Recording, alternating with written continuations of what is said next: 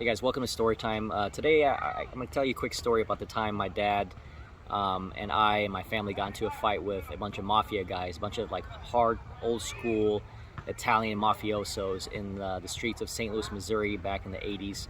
Now, this was around 1986, 1987 or so. I must have been about 6 or 7 years old. And there was a place in Missouri, or St. Louis, Missouri, called The Hill. And this was a known spot for all of the Italian immigrants that migrated to St. Louis, Missouri. And at the time, there were actual mob bosses that lived there.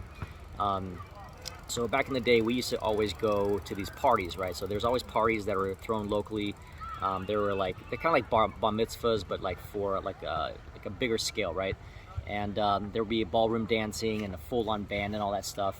And I remember rolling to this party with my mom, a couple uncles, my dad, and we had a little round table where we had food and all that stuff. And I was just playing with my friends and all that. And the crazy part was that, I remember my dad bringing my mom out there to slow dance. So they were slow dancing for a minute, and then all of a sudden, the band stops playing, and you see a Heineken beer bottle being thrown across the room. And sure enough, my dad had some, Jerry curls in his hair, looking all crazy. And he looks up and he starts screaming. Next thing you know, there's a huge melee, champagne bottles being thrown at the women, beer bottles being, hammered on people's heads. And my dad had gotten into a fight with a group of Italian guys that were there at the party. And we had no clue that we were outnumbered by a good maybe 20 dudes to maybe 5 of us, of people on my side. And, at the time, my dad didn't care. He was a gangster. He thought he was a gangster anyway.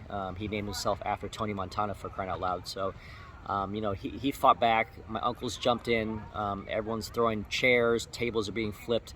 And mind you, at the time, I was maybe 6, 7 years old. I was playing with a couple friends, and we hid underneath the table.